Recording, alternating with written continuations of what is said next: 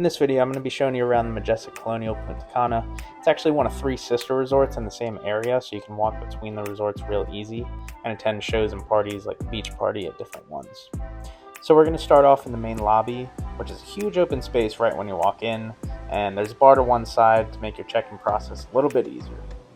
So this will be where you'll check in for most guests, and club members actually check in down this hall. They have a private area with their own separate check-in area with drinks and hors d'oeuvres that you can get while you check in. The main central bar is down the stairs from the lobby, and it offers drinks inside with a nice outdoor area that we used mostly to have a beverage while we waited for our dinner reservations. It's just a nice, calm, relaxing area, kind of away from the people and outside of the main, hub of the central bar there. So as we move throughout the resort, you'll notice that everything's really well maintained and clean. Between the pools and the walkways, there's a lot of palm trees and things that make you feel like you're in the Caribbean.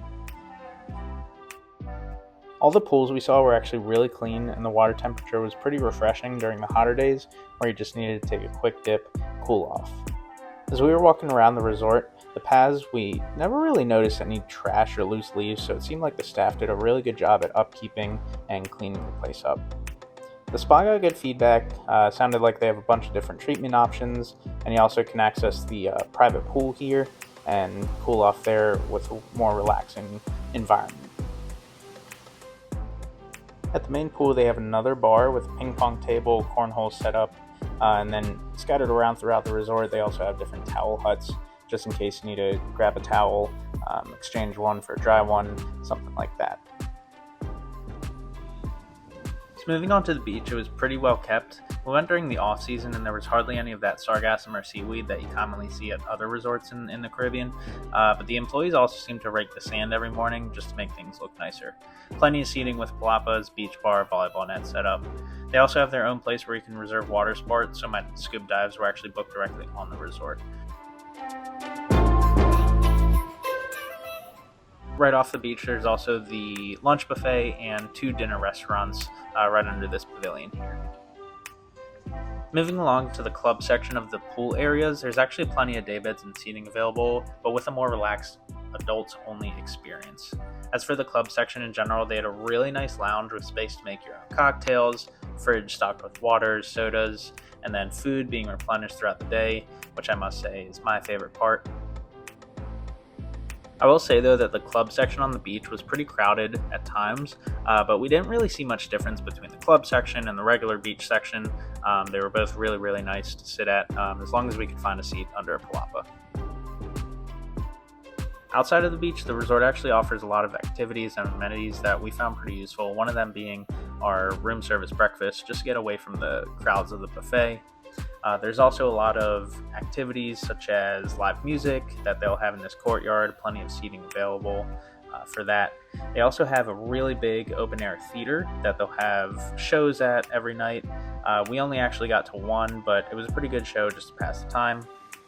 On one side of the resort, they actually have a whole street with different shops and activities that you can do during your stay. And I actually like this shops in particular because it didn't come with the pressure that you normally have with some other places in the Caribbean to buy things. You can just hop in, hop out at your leisure, buy something if you want. If you don't want to buy anything, you can just walk out. They also have this sports bar and a walk-up window that you can get street food at. A couple birds here off to the side that you can look at, take a break from the sunny street. Also on this street, they have a gym. I didn't get to use it, but it looked pretty clean and pretty well stocked. The tennis courts were actually in really good shape, and the equipment is free to rent, the rackets and the balls. Just remember, it gets really hot there during the day, so don't forget your sunscreen, or go later, go earlier, whatever it takes. Here's my favorite restaurant. It was the sushi bar and hibachi experience.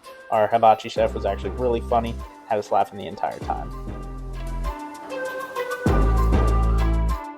Also, between this resort and the next one over, there's actually some more shops, and tucked away is a little nightclub. We actually didn't get a chance to go see it, but it seemed like a fun time from the videos that we've watched.